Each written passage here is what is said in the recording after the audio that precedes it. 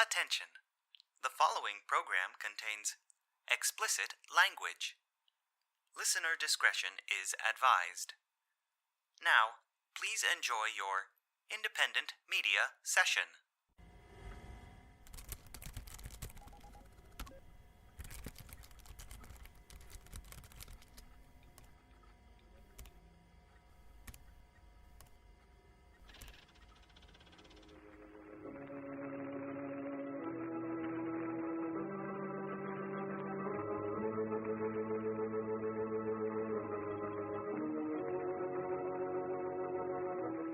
I love this campy shit.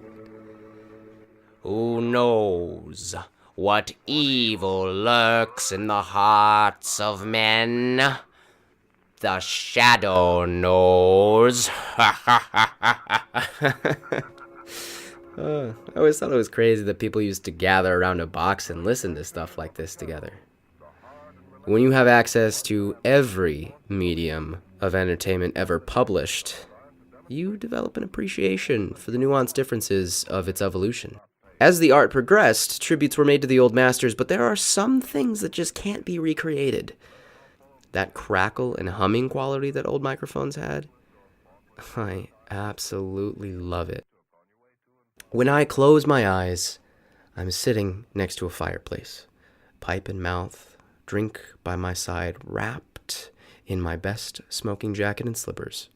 My perfect nuclear family is sitting on the sofa listening with glee, but trying not to make a sound so nothing detracts from the experience. Not that I ever wanted that for myself, really. Even the thought of being responsible for a child still depresses me. Honestly, though, I'd settle for anything now. When I had the chance, I preferred solitude and selfish, casual relationships that were on my time. In school, I hated when my roommates were around. I preferred home to be a place of solitude. But you aren't really alone when someone's watching TV in the other room as they panic about some stupid test that they will inevitably pass.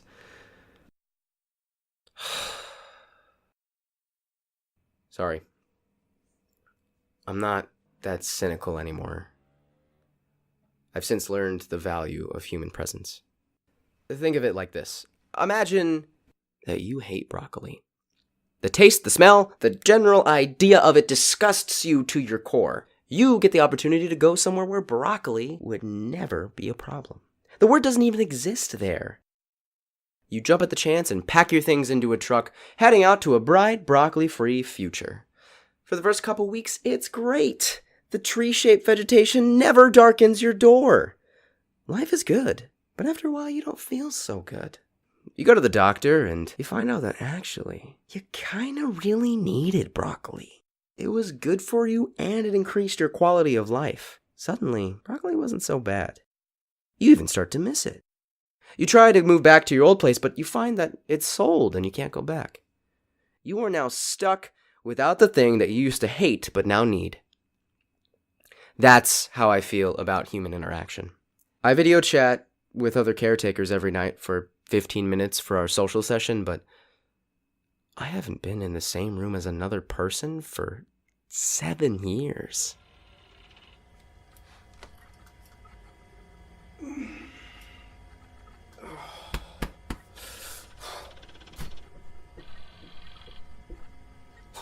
Frank, the time is now 11:50. Please begin to make your way to the incubation chamber for the afternoon feeding. You are currently on schedule for achieving today's directive. Keep up the good work, Frank. Yup.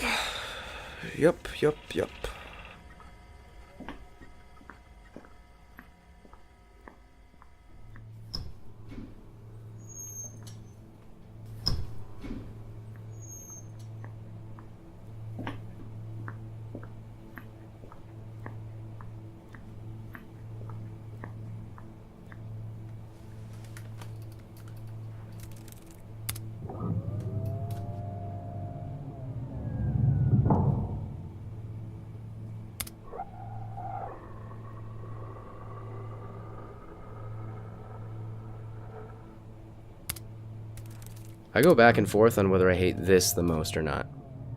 I have to do this 3 times a day, just like eating normally. In each of these pods is a person, all hooked up to the same VR sim. Each caretaker is in charge of 100 people, and there are 24 caretakers working on this ship, myself included. So every day, 3 times a day, we lucky 24 cycle through 100 pods, checking vital levels and such, making sure that there's nothing that the automated sensors missed. My first question was why they couldn't just let robots do it. They said that they wanted humans to personally go through each asset for quality control of care. Basically, they had watched too many sci-fi thrillers and didn't want the responsibility to fall on machines if something went wrong, since machines do have a tendency to break.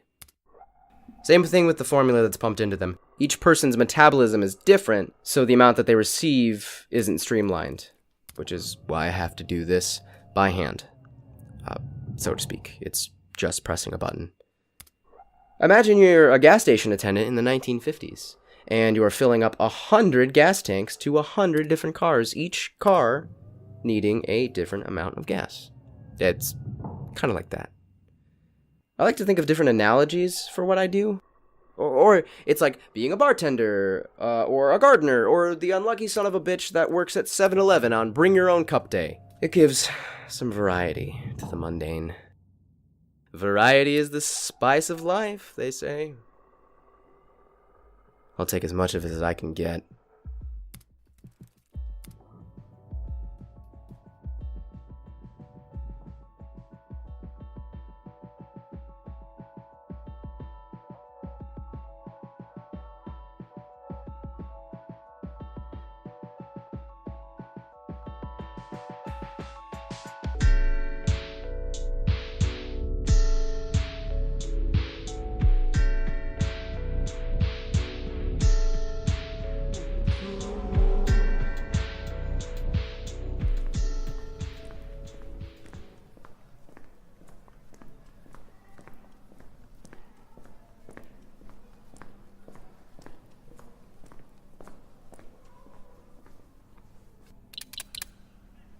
How can I help you?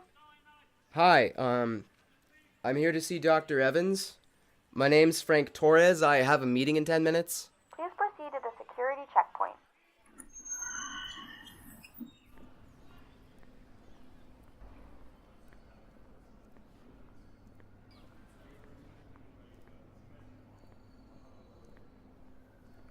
Please place all of your personal belongings in the bin, sir. Any electronic medical devices, insulin pump, pacemaker, cochlear implant? No. Proceed. What the fuck? EMP scanner, sir. Just making sure you aren't bringing in foreign devices. Proceed to reception.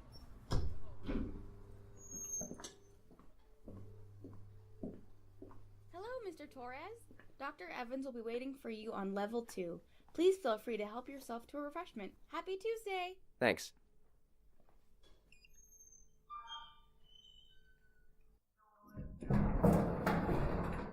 Going up.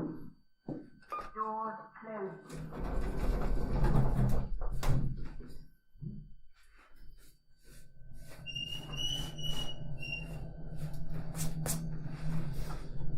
Okay.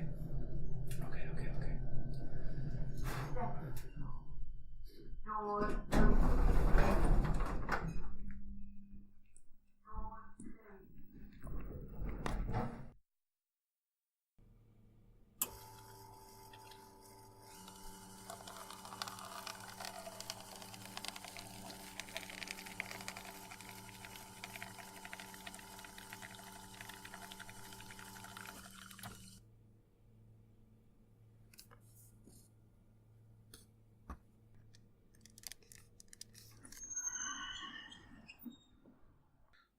They've always had the best coffee. Did you miss it?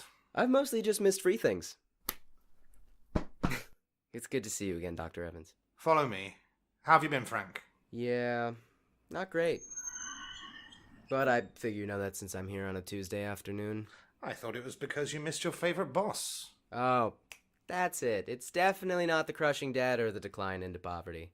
I started out waiting for something better to come along, but by the time I got desperate, there wasn't anything to settle for. I'm sorry to hear that, Frank. To tell the truth, I was afraid I'd be in the same boat, but right before I thought I was about to get laid off, they assigned me to a new project. I've been working on it ever since. What is it? It's the next phase of Project Morpheus. They've been calling it the Caretaker Directive. Ah. So aren't you going to ask me what it is? I just figured it's another high security, need to know type thing. It is, but you've been cleared to work on the project, so you are privy to some of that information. What? I haven't even said yes to anything. I don't even know what you're talking about. You will. Mostly because you don't have any logical reason not to agree to this. What the fuck does that mean? If you just step inside, I'll tell you everything. Please?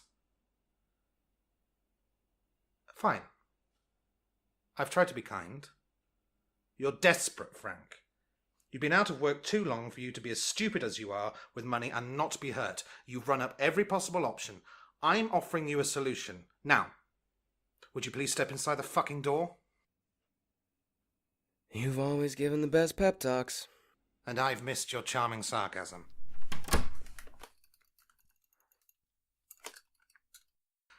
The goal of Project Morpheus was to create a Neuralink that would give the wearer a full immersion experience of virtual reality, while also allowing their bodies to experience the same effects of sleep. As you know, our intent was to use this for various types of patients that experience perpetual bodily pain. And I'm guessing that was a lie. Not entirely. The project did end up being used on the people we told you would benefit it, but it was made to be used for long-distance travel. Travel? Space travel, specifically. Over the years, we've been able to send humanity farther and faster than we ever could have imagined in the early 2000s. The ultimate goal being to make colonization a possibility without waiting lifetimes in space. We reached that goal 20 years ago with the construction of a ship that could reach the nearest habitable planet within 10 or so years. But the caveat was that the speeds were too great for the ship system to support life without there being severe gravitational issues on a human body. The trip could, however, be made with passengers, but in double the time. There was also the issue of how to, without sounding too insensitive, store life on board. We tried various forms of stasis, suspended animation, and drug-induced comas, but the sacrifices were too severe to be a viable option. Until we came up with Project Morpheus. Human passengers would be fitted with the Neuralink, and their bodies given the necessary care for the duration of the trip, and they would arrive with the same amounts of bodily capability as the day they left. No need for rehabilitation. Their limbs would work and respond as they had before the link. Except they'll be considerably older than when they entered the sim. How do you account for that? 20 years can do a lot of damage to the body. They'll be fed a liquid diet of a formula for physical preservation, while their muscles will be maintained via electrolysis. They'll age, sure, but their bodies won't deteriorate at even half the rate as yours or mine are right now. And that's possible? How could you We even... were very good at our job on Project Morpheus, correct? What do you think that the other research teams were doing? You know as well as I do what can be accomplished with the resources this company has. Yeah, but space travel, colonization, a super serum that keeps people from physically deteriorating? This all sounds more like bad science... Please tell me which part seems unlikely in a world where science has advanced enough to link a computer with your brain? So what do you need from me? The care of the assets. They're paying a great deal of money for the privilege to pioneer a new world for humanity. We need people to watch over them to make sure they are healthy and stable. Why don't you just make it automated? That seems a hell of a lot easier. We've been running scenarios and the probability of any kind of malfunction is too high to be an option. And it's not like we can send a repairman out if something goes wrong. Man will check the work of machine and vice versa. That was the most positive outcome. Initially, we wanted to get most of the team back that worked on Morpheus, but, well, you are the only one best suited for the job. I don't really see how that is. You've no family, no emotional ties, nothing to be left behind. I doubt you've heard this before, but you are perfect, Frank. Why the fuck would I ever agree to this? Successful caretaker candidates will be absolved of any and all debt. They will also have the option of either staying on the new planet, which is an opportunity that costs almost as much as a private island, or returning to Earth, where they will receive sizable compensation for a comfortable retirement. So I would come back 40 years older, but I'd never have to work again? The trip back will be faster. I can't give you specifics because it will depend on how many of you choose to return. But it could be anywhere from 12 or 15 years. What do you mean by how many of us? Well, there will be other caretakers on board besides yourself. Is it safe? Completely. You won't even be able to get a paper cut. Because there's no paper, or... All surfaces will be incapable of any kind of trauma. You can bang your head into the wall as much as you like. No harm will come to you. So it's like being in a bubble. More like suicide-proof. We've planned for every possible threat to the Directive, which is why you will also not be physically interacting with other caretakers. There are too many variables associated with the human interaction, so in an attempt to prevent anyone from killing or fucking each other, you will be performing your duties independently. So I wouldn't have to deal with fucking annoying people that I'm stuck in a giant tin can with for 20 years? That's what I'm hearing. You will get the opportunity to socialize every day via video calling, but for the most part, yes, you won't have to put up with anyone. That's fine. But what about aging? You know, I'm not exactly fond of the idea of coming back to Earth and needing to sign up for AARP the second I get back. We have a different formula for caretakers to fit their specific needs. You will age, but not at the same rate you would have on Earth. If you elect to return, you'll be placed into a Neuralink like your assets, with the benefits of aging slower. Only difference is we don't mind as much if machines take care of you lot. We still get our ship back. So we can come back, but we might die because a computer freaks out? A decrease of passengers means less stress on the system. You'll have a much lower rate of risk. Besides, you aren't paying a small fortune, so just be glad the option is on the table.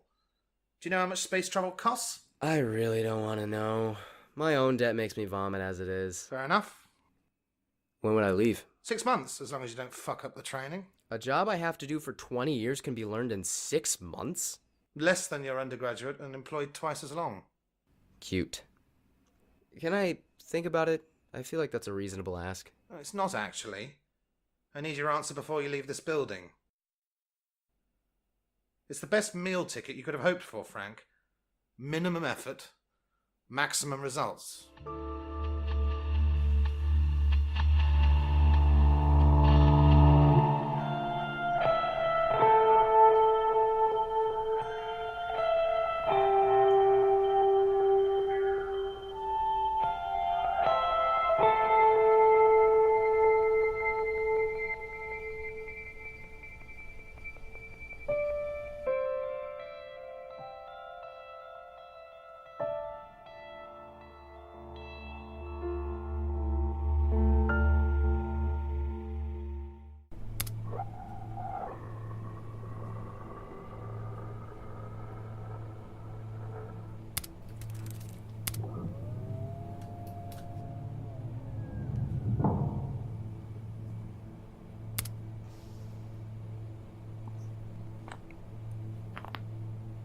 Frank, thank you for completing your afternoon feeding. I did notice that you seemed to be a bit distracted. You normally finish this task, on average, 10 minutes faster. Might I suggest we play a game of dominoes, Frank? It will help increase your productivity up to 25%. Yeah, sure, Casper. Thank you, Frank. I enjoy our games. You know, the 7-year anniversary is the Let Frank Win anniversary. My records show you said that 365 days ago. Yeah, it revolves.